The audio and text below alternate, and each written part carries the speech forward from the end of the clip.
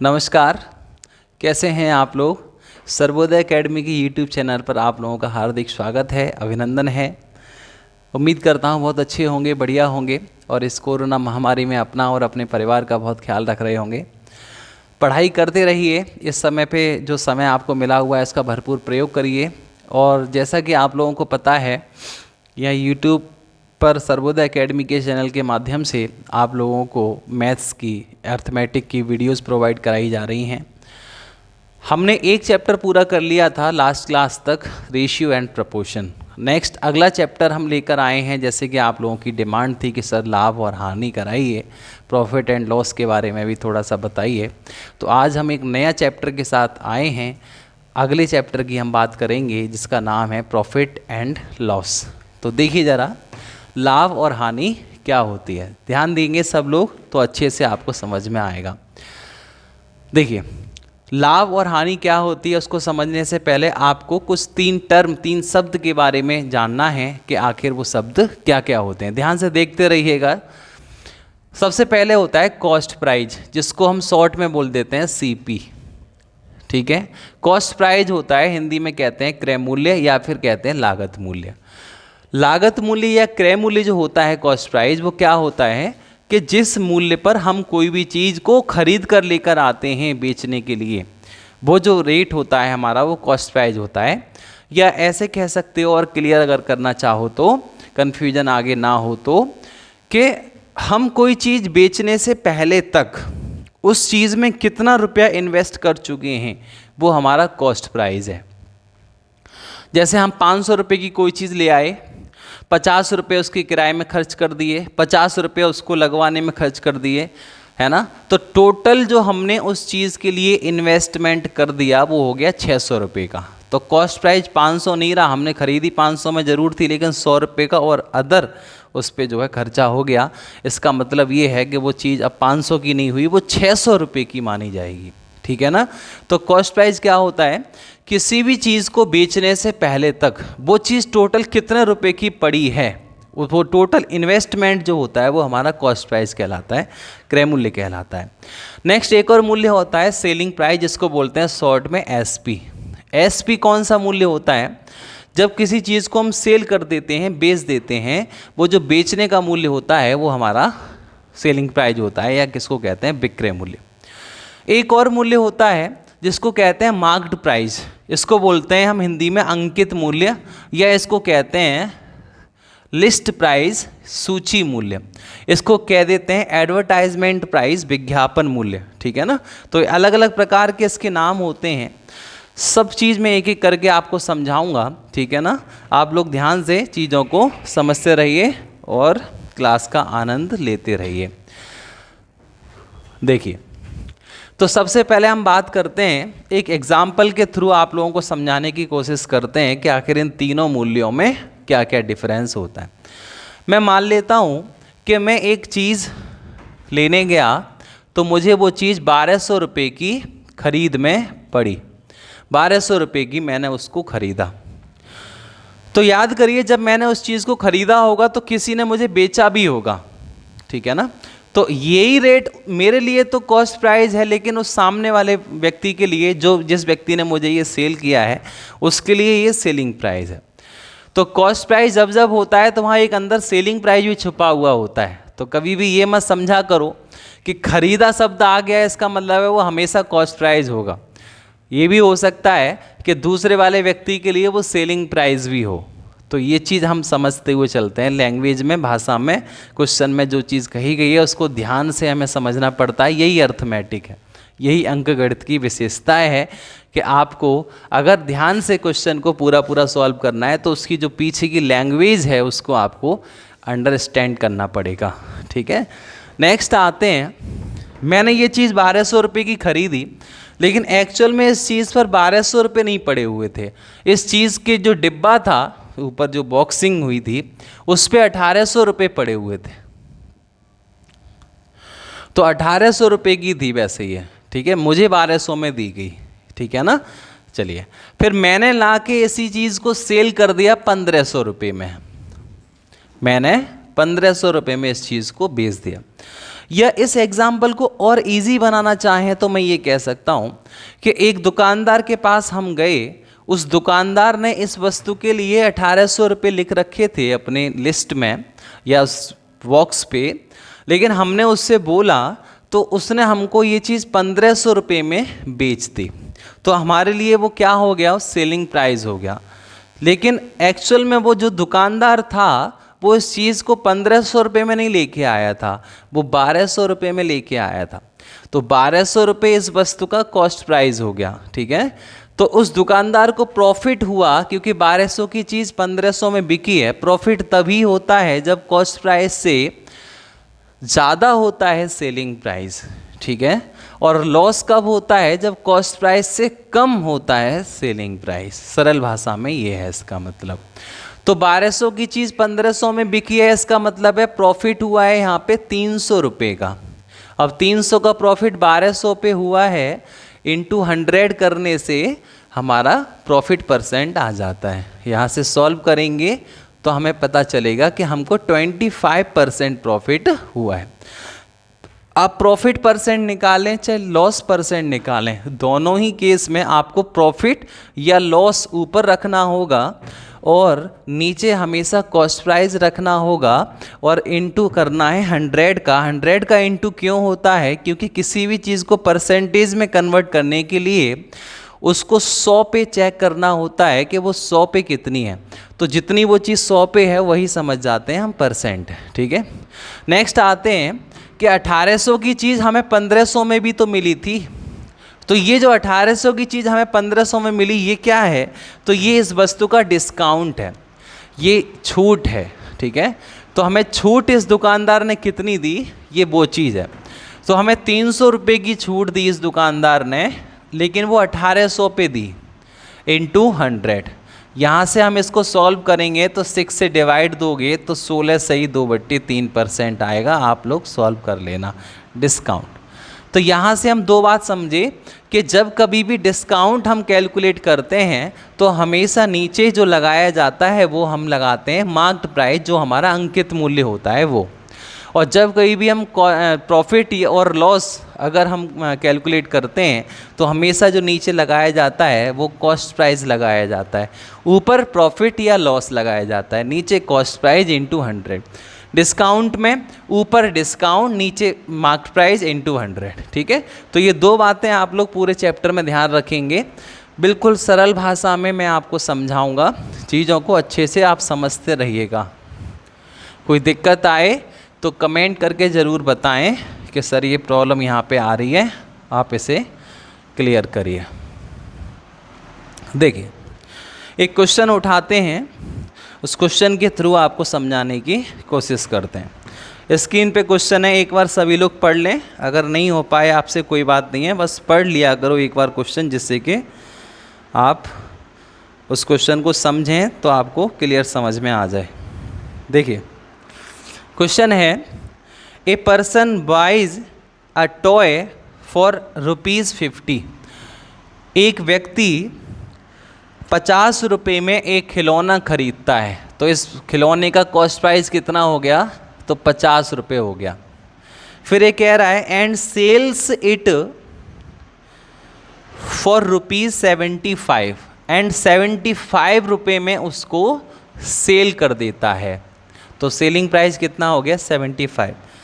What will be his gain percent, इसका लाभ प्रतिशत बताइए। तो सबसे पहले ये बताओ इसको लाभ कितना हुआ, तो ये जो 50 से एक्स्ट्रा है 75, वो जो 25 रुपीज़ एक्स्ट्रा है, तो ये हमारा प्रॉफिट है। लेकिन ये 25 रुपये का प्रॉफिट जो यहाँ दिख रहा है ये 50 पर हुआ है इसको, लेकिन हमें क्या पता लगाना है 100 पे कितना, क्योंकि परसेंटेज 100 पे आंकी जाती है। तो 50 पे 25, समझने वाले स्टूडेंट ऐसे भी समझ सकते हैं बिना कोई कैलकुलेशन करे कि 50 रुपये पे अगर 25 है तो ये 100 होता, तो ये कितना होता 50 होता, क्योंकि ये आधा है तो 100 का आधा 50 होता है। नहीं समझे, फिर दोबारा समझो, 50 रुपये पे 25 का लाभ है तो 100 रुपये पे 25 दूनी 50, ठीक है। या ऐसे कर लो, सही से क्लियर कर लो, 25 का प्रॉफिट है 50 पे इंटू 100, ऊपर प्रॉफिट नीचे CP इंटू 100, ठीक है। यहाँ से हम इसको सॉल्व करेंगे तो 50% हमको आंसर मिल जाएगा, ठीक है। क्लियर, अच्छे समझ में आया आप सबको? तो क्या करते हैं, समझ में आ गया ना? CP से हम देखते हैं SP हमारा कितना ज़्यादा है, जो ज़्यादा होता है वो हमारा प्रॉफिट होता है, ठीक है। नेक्स्ट क्वेश्चन एक और पढ़िए, सब लोग कोशिश करें जो लोग कर सकें।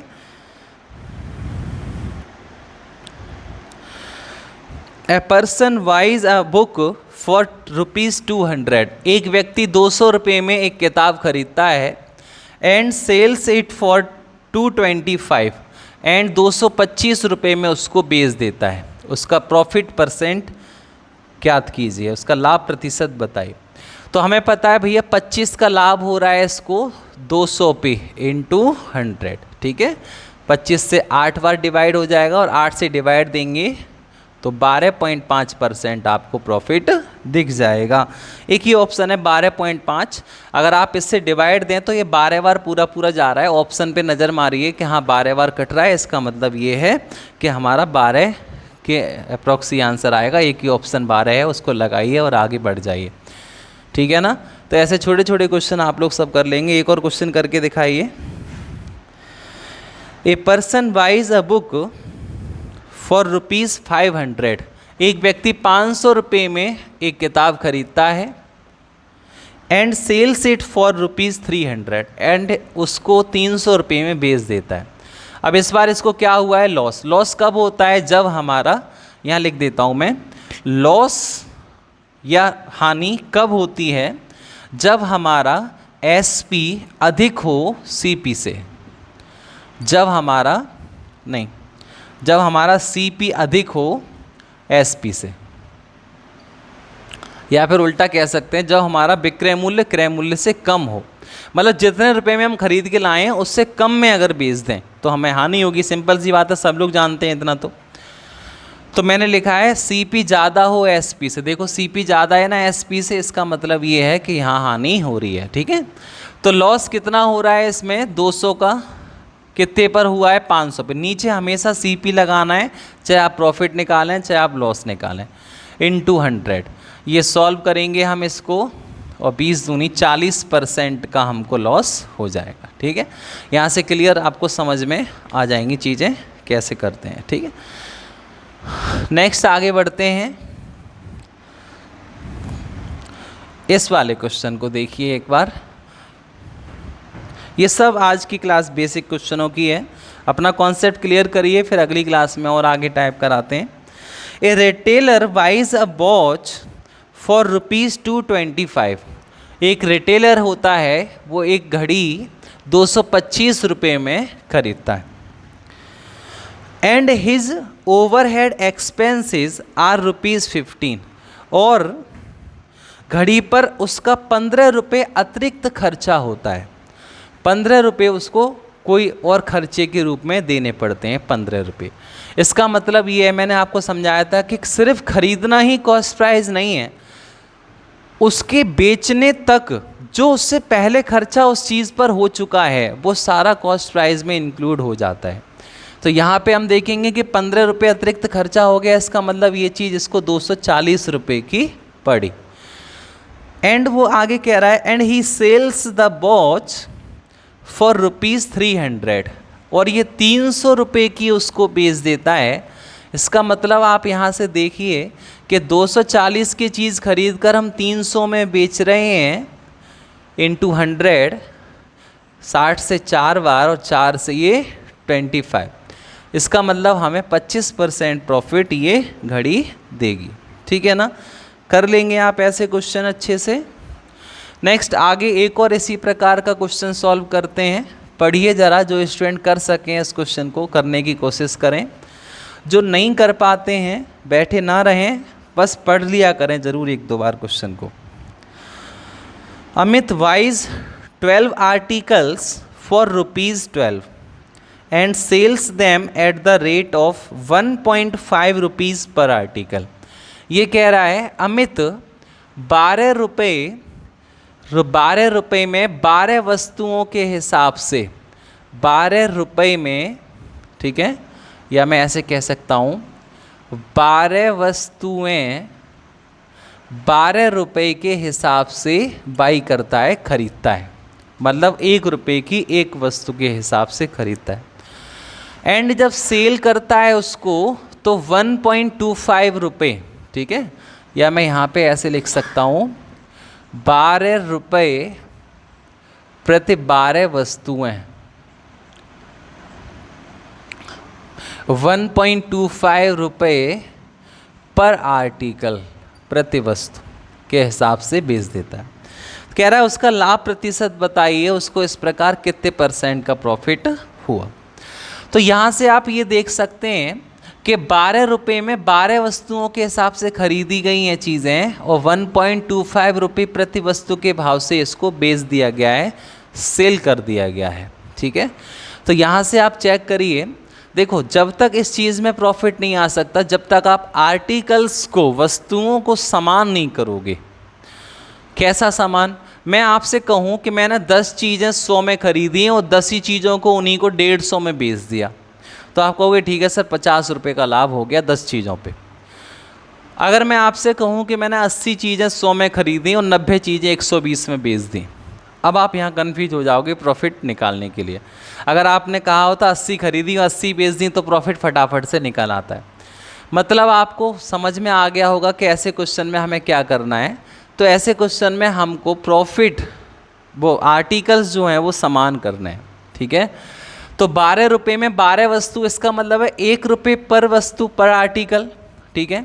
तो यहाँ से मैं ये कह सकता हूँ 12 में 12 तो 1 रुपये में 1 रुपये प्रति वस्तु, बोलो भाई 1 रुपये में 1 वस्तु, और 1.25 की बेच दी, 1 रुपये की खरीद रहा है और 1.25 में बेच रहा है। इसका मतलब ये है कि इसको प्रॉफिट हो रहा है 0.25 रुपीज़ का एक आर्टिकल पे, और अपॉन 1 क्योंकि CP इसका 1 है, इंटू 100। पॉइंट हटाएंगे, 2 जीरो नीचे बढ़ाएंगे और ये इससे कैंसिल हो जाएगा, हमें आंसर आएगा 25%। कुछ स्टूडेंट एक काम और कर सकते हैं कि सर 12 रुपये में 12 वस्तु आई हैं, 1.25 रुपये की एक वस्तु बेच रहे हैं, तो 12 वस्तुएं कितने की बिकेंगी वो निकाल ले रहे। 1.25 की एक पड़ रही है तो 12 वस्तुएं 15 की बिक जाएंगी, तो वहाँ 3 रुपये का प्रॉफिट हो जाएगा 12 पे। तो 3/12 इंटू 100 करोगे, वहाँ से भी 25% का हमको प्रॉफिट मिल जाएगा, ठीक है ना। समझ में आ गया। तो ऐसे क्वेश्चन कभी भी आए तो सीधा सीधा ऐसा नहीं है कि आप सीधा सीधा प्रॉफिट देख लें या लॉस देख लें, आप पहले आर्टिकल सेम कर लेना, और जब आर्टिकल सेम हो जाएंगे तो आगे आपको समझ में आ जाएगा क्या करना है। एक और ऐसा ही सिंपल सा क्वेश्चन जरा बताइए, जरा सब लोग पढ़ के आंसर दीजिए क्या आना चाहिए। Atul bot an old mobile for ₹1200।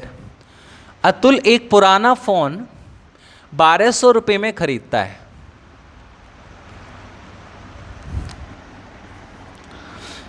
And spent ₹200 on it's repairing, और 200 रुपये इसकी मरम्मत में खर्च कर देता है। तो मैंने कहा था ना ये मरम्मत का और जो एक्स्ट्रा चार्ज होते हैं या एक्स्ट्रा जो भी खर्चा होता है वो सब हमारा कॉस्ट प्राइस में इंक्लूड हो जाता है। वह मोबाइल को 1680 में सेल कर देता है, तो 1680 में उसने उसको बेच दिया। तो बताइए इसको कितना प्रॉफिट हुआ। तो प्रॉफिट रुपए में पूछे तो भैया 280 का हुआ, 1400 की चीज़ 1680 में बिक गई है। लेकिन ये 280 का प्रॉफिट अगर % में कैलकुलेट कर रहा है तो 280 अपॉन 1400 इंटू 100, इसको सॉल्व करेंगे तो यहाँ से हमारा पता चल जाएगा कि हमको 20% का प्रॉफिट हो रहा है। हो जाएंगे ना, समझ में आ गया। बढ़िया। आज ये जो है किस तरीके से मैंने आपको बताया। तो प्रॉफिट और लॉस का कॉन्सेप्ट क्या होता है कि अगर हमने कोई चीज़ खरीदते हैं और उसको बेच देते हैं, तो जो बेचने का मूल्य अगर खरीदने के मूल्य से ज़्यादा है तो हमें प्रॉफिट होता है, और बेचने का मूल्य अगर खरीदने के मूल्य से कम है तो हमें लॉस होता है। समझ में आ गया। तो प्रॉफिट और लॉस कैसे % कैलकुलेट करते हैं, तो प्रॉफिट या लॉस ऊपर, नीचे अपॉन CP इंटू 100 कर देते हैं, तो हमारा प्रॉफिट और लॉस जो है वो निकल के आ जाता है। ठीक है ना। एक आध और करिए इसी प्रकार का, देखिए पढ़िए ज़रा क्वेश्चन को। If the cost price of an apple is 80% of its selling price, ये कह रहा है कि एक सेव का मूल्य इसके सेलिंग प्राइस के 80% के बराबर है। एक सेव का क्रय मूल्य उसके विक्रय मूल्य का 80% है, ठीक है। एक सेव का सीपी उसके एसपी का 80% है, इसका 80% सीपी है। तो मैं मान लेता हूँ कि माना अगर सीपी एसपी हमारा 100 होगा तो 100 का 80% 80 होता है, तो ये 80 होगा। बात समझ में आ रही है सबको? क्यों भाई, ये बात समझ में आई? किसी वस्तु का क्रय मूल्य उसके विक्रय मूल्य का 80% है, इसका मतलब है ये 100 होगा, इसका 80% ये 80 होगा। समझ गए ना? तो हमसे कह रहा है बताओ what will be gain percentage, ये कह रहा है तो लाभ प्रतिशत ज्ञात कीजिए। तो यहाँ से हम प्रॉफिट और लॉस कैलकुलेट कर सकते हैं। एक और बात अभी मैं क्लियर कर दूँ यहाँ पे, चाहो तो यही देख लो सीधा 20 रुपये का लाभ हुआ 20/80 × 100, या फिर इनका यहीं पे रेशियो भी आप बना लो, वो बाद में अगर ऐसा कर लो तो भी एक ही चीज़ है। जैसे 0 से 0 कैंसिल, कभी भी पिछले सारे क्वेश्चनों में भी बता रहा हूँ, यहीं पे नहीं है, पिछले में भी 2 से 4 बार, 2 से 5 बार। यहाँ देख लो कितना प्रॉफिट हुआ 1 रुपये का, 4 रुपये पर × 100। यहाँ से 4 से डिवाइड दे देंगे हम इसको, तो 25% हमें को प्रॉफिट मिल जाता है, ठीक है। समझ में आ गया सबको अच्छे से? क्यों भाई, बताइए ज़रा, समझ में आ गया? कमेंट करिए सब लोगों को समझ में आ रहा है अच्छे से।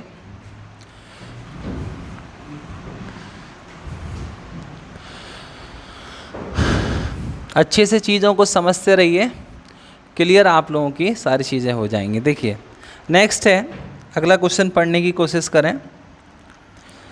Ratio of the cost price to selling price of an apple is x ratio by. एक सेब के क्रय मूल्य तथा विक्रय मूल्य का अनुपात x/y है। एक सेब का कॉस्ट प्राइस और सेलिंग प्राइस का रेशियो x/y है, ये है, ठीक है। नेक्स्ट कह रहा है बाई x का 200% है, बाई x का 200% है। इसका मतलब ये है कि x यदि 100 है तो इसका ये 200% है। 100 का कितने भी परसेंट निकाला जाए वही होता है, 100 का कितने भी परसेंट निकाला जाए वही होता है। 100 का 20% 20, 100 का 40% 40, 100 का 50% 50, 100 का 60% 60, तो 100 का कितने भी परसेंट निकालें वही होता है। एक और बात ध्यान रखनी है आपको कि अगर कहे क्वेश्चन में कि बाई x से 200% अधिक है तो आप बोलोगे यहाँ 100 है और 200 ज़्यादा है, इसका मतलब यहाँ 300 है। 200 कम है तो फिर यहाँ 100 है, उतना उसमें घटा के लिखोगे। जैसे 20% कम है अगर बाई x से तो ये 100, ये 80, लेकिन ये सीधा सीधा कह रहा है वो 200% ही है, तो ये 100 है, इसका मतलब ये 200 है। रेशियो बना लो, 0 से 0 कैंसिल। 1 रुपये की चीज़ 2 में बिक रही है, 1 रुपये का प्रॉफिट होगा 1 रुपये पर ही × 100। यहाँ से हम देखेंगे तो हमें 100% प्रॉफिट होगा, 100% गेन होगा। तो आंसर आएगा हमारा इस क्वेश्चन का 100%। क्यों भाई, बताइए, आपको समझ में आ रहा है सबको? बताएं, आप लोगों को समझ में आ रहा है भाई?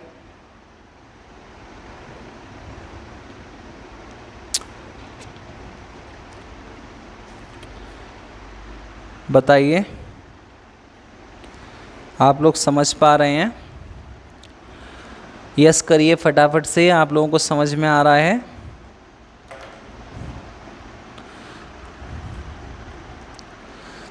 अगर समझ में आ रहा है तो अगला क्वेश्चन आपके सामने आने के लिए तैयार है। क्वेश्चन को पढ़ें और जो स्टूडेंट कर सकें वो करने की कोशिश करें, जो नहीं कर पाएँ वो बस क्वेश्चन 1-2 बार जल्दी से पढ़ लें। फटाफट से क्वेश्चन पढ़ें और करने की कोशिश करें।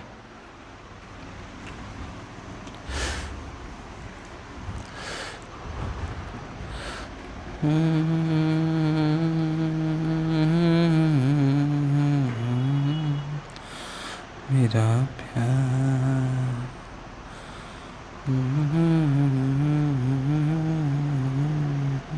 हाँ भाई पढ़ लिया। देखिए ज़रा क्या कह रहा है question. On an article the profit is 210% of the cost price. ये कह रहा है एक वस्तु पर क्रय मूल्य का 210% लाभ होता है।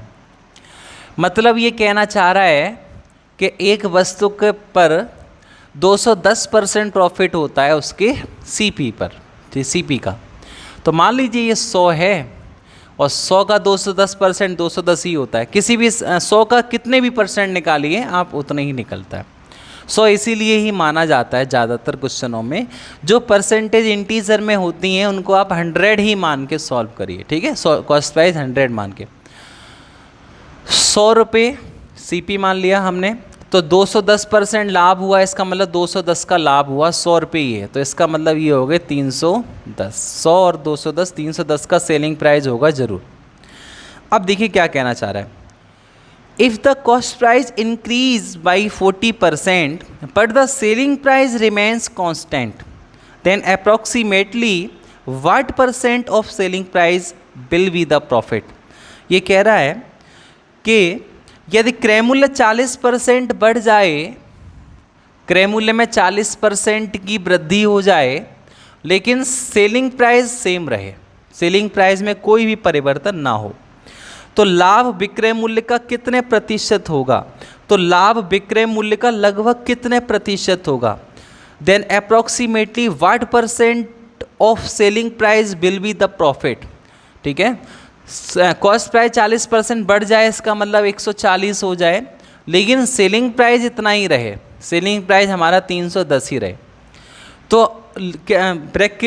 विक्रय मूल्य पर कितने प्रतिशत लगभग लाभ होगा। ऑप्शन आपके सामने हैं 55, 74, 62 एंड 85। देखिए ऐसा बिल्कुल भी ज़रूरी नहीं होता है कभी भी कि प्रॉफिट निकालते समय ऊपर प्रॉफिट लगाएं, तो प्रॉफिट तो हमेशा लगाना है, खैर ये तो कोई दिक्कत नहीं है, लेकिन नीचे हमेशा सीपी लगाएं। ठीक है, हमेशा नीचे सीपी ही आए। सीपी उन सभी क्वेश्चनों में आता है जिसमें कोई भी सेलिंग प्राइस पर प्रॉफिट काउंट करने की बात नहीं की गई है। मतलब नॉर्मली जनरली हम सीपी पर ही प्रॉफिट को काउंट करते हैं। वैसे भी आप सोचिए ना, आप कोई चीज़ दैनिक जीवन में अपनी लाइफ में कोई चीज़ खरीदने के बाद जब उसको सेल करते हैं तो खरीदी गई कीमत से कंपेयर करते हैं बेचने की कीमत को, तो वहाँ से प्रॉफिट आप निकाल लेते हैं। लेकिन अगर मैं स्पेशली कहूँ अगर क्वेश्चन में कि नहीं सीपी पर प्रॉफिट काउंट नहीं करना है, स्पेशली आपको एसपी पर ही प्रॉफिट काउंट करना है, तो कोई दिक्कत नहीं है, बस सीपी की जगह नीचे एसपी लगाना होता है उन क्वेश्चनों में जब वो एसपी पर स्पेशली क्वेश्चन में लिख के प्रॉफिट काउंट करवा रहा हो। तो जैसे इस क्वेश्चन में कह रहा है तो लाभ विक्रय मूल्य का लगभग कितने प्रतिशत होगा, तो मतलब विक्रय मूल्य नीचे रखना है आपको इस बार इस क्वेश्चन में। तो यहाँ से हम क्या करेंगे, सीपी या एसपी कोई भी चीज़ आ सकती है नीचे, पैसे जनरली सीपी आता है, लेकिन अगर कभी स्पेशली एसपी का नाम ले तो नीचे एसपी आएगा। एसपी सिर्फ उन क्वेश्चनों में ही आएगा जिनमें स्पेशली एसपी पर ही प्रॉफिट काउंट कराया जा रहा हो। तो यहाँ पे हम देखते हैं कितना प्रॉफिट हो गया हमें, तो 310 में से 140 की चीज़ 310 की बिक रही है, इसका मतलब है हमें कितने रुपए का लाभ हो जाएगा। ठीक है, तो यहाँ से हम ये देख सकते हैं कि हमें 170 रुपये का प्रॉफिट हो जाएगा। और 170 रुपये का प्रॉफिट हम 310 पर कैलकुलेट करेंगे, क्योंकि यहाँ स्पेशली हमसे ये कहा जा रहा है कि आप जो प्रॉफिट काउंट करेंगे फिर उसके बाद 40% कॉस्ट प्राइस बढ़ाने के बाद वो प्रॉफिट जो है आपका वो सेलिंग प्राइस पे होना चाहिए। ठीक है, इसको सॉल्व करेंगे, 0 से 0 कैंसिल यहाँ पे हो जाएगा, यहाँ हो जाएगा ऊपर 1700, नीचे हो जाएगा 31। अब देखिए जब कहीं भी हम ऐसी परसेंटेजों के बीच फंस जाते हैं तो फिर हम क्या करते हैं, कुछ अप्रॉक्सीमेटली वैल्यू सोचने की कोशिश करते हैं। ठीक है, अगर मान लूँ मैं ये 31 जो है वो आपका 30 होता, 30, तो 0 से 0 कैंसिल और 3 से ये डिवाइड होगा 5 बार, 3 5 15, 3 6 18, 56% यहाँ पे वैल्यू आती लगभग, ये भी अप्रोक्सीमेटली। फिर दोबारा समझिए मैं क्या कहना चाह रहा हूँ आपको कि ये 31 की जगह 30 कर दूँ मैं, तो 30 से डिवाइड देने पर ये 56% आएगा।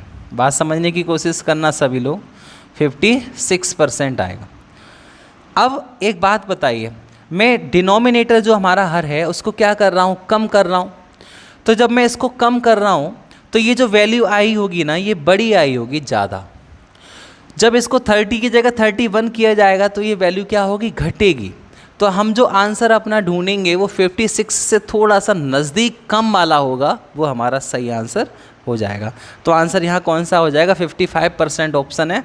तो यहाँ पे जो आंसर आएगा वो 55% यहाँ पे वैल्यू आपकी आ जाएगी।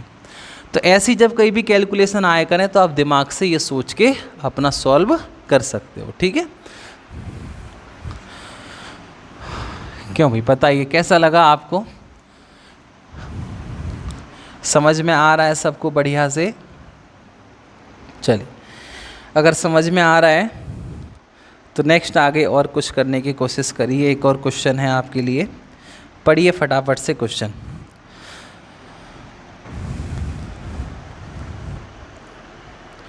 Profit obtained on selling an article for ₹310 is equal to the loss incurred on selling that article for ₹230।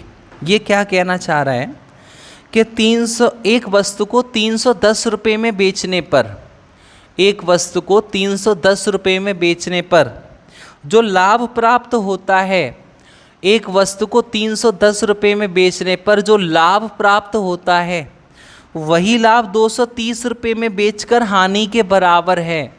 वही लाभ 230 रुपये में बेचकर हानि के बराबर है।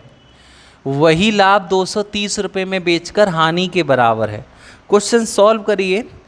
एक वस्तु को 310 रुपये में बेचकर जो प्रॉफिट होता है, एक वस्तु को 310 रुपये में बेचकर जो प्रॉफिट होता है, सीपी से जो प्रॉफिट की तरफ वैल्यू ज़्यादा है, उतनी ही यहाँ से कम है लॉस की तरफ।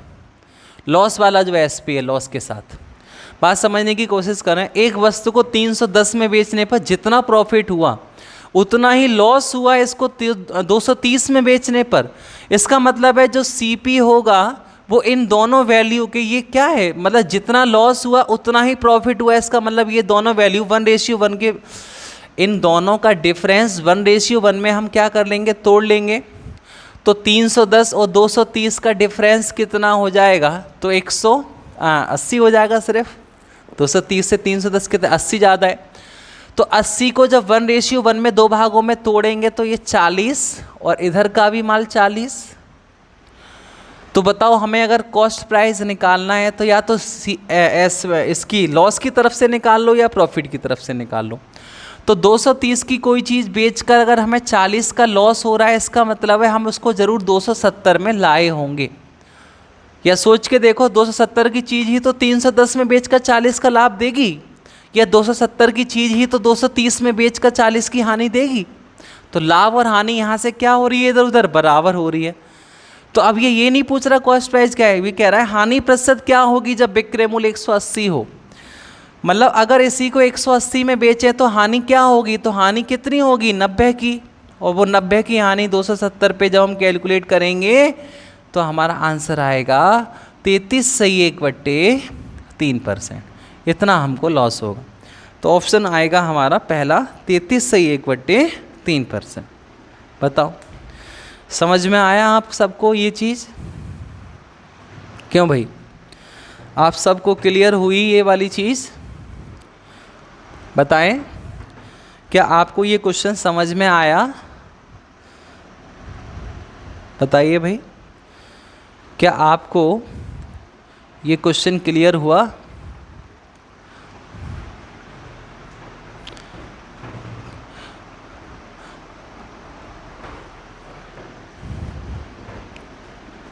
ठीक है, तो ये देखिए मैंने आज आपको पहला टाइप कराया इस बारे में कि सीपी दिया हो और एसपी दिया हो तो हम जो है प्रॉफिट या लॉस परसेंट कैसे कैलकुलेट करते हैं। नेक्स्ट क्लास में हम मिलेंगे तो मैं आपको बताऊंगा कि जब हम सीपी से एसपी पे पहुंचते हैं या एसपी से सीपी पे आते हैं या एसपी से दोबारा से किसी और विक्रय मूल्य पे जाना हो तो उसको किस तरीके से हम देखते हैं। ठीक है, तो आज की जो ये क्लास है ये बहुत बेसिक से मतलब आपका प्रॉफिट एंड लॉस क्लियर करेगी। हम कल की जो क्लास आएगी उसमें भी आपका बेसिक ही कराएंगे, थोड़ी सी और चीज़ें हैं जिनने ये 2 क्लास अच्छे से समझ ली और बढ़िया से इनको लगाना सीख गए, तो वो बड़े बड़े जो क्वेश्चन आते हैं प्रॉफिट एंड लॉस के, उसको भी बहुत आसानी से सॉल्व कर पाएंगे। तो जो स्टूडेंट पहली बार इसको पढ़ रहा है वो 1-2 बार ज़रूर इस वीडियो को देख लें। जो स्टूडेंट पहले से प्रॉफिट एंड लॉस पढ़ चुके हैं उनको और अच्छे से ये कॉन्सेप्ट क्लियर हुए होंगे। शांत माहौल में बढ़िया ढंग से वीडियो को देखा करो और आपको चीज़ें समझ में ज़रूर आएंगी। बिल्कुल ऑफलाइन क्लास जैसी ही फीलिंग आप लोगों के लिए आएगी। ठीक है, तो मिलते हैं अगली क्लास में। ठीक है, तब तक आप इस वीडियो को देखें और बताएं कमेंट करके कैसी लगी आपको ये वीडियो। ज़रूर आप लोग जो है कमेंट ज़रूर किया करिए और लाइक कर दीजिए वीडियो को जल्दी से अभी जाके, और वीडियो को जो है वो शेयर भी कर दीजिए। जिन लोगों ने चैनल सब्सक्राइब नहीं किया है वो चैनल सब्सक्राइब कर लें। लगातार आपको इसी तरीके से वीडियो प्रोवाइड करा दी जाएंगी, आप लोग देखते रहिए। और कोरोना में, अपने लॉकडाउन में अपने घर पर रहिए, परिवार वालों का ख्याल रखिए, मास्क लगा कर ही घर से बाहर निकलिए। ठीक है ना, चलिए मिलते हैं आपसे अगली क्लास में, तब तक के लिए नमस्कार।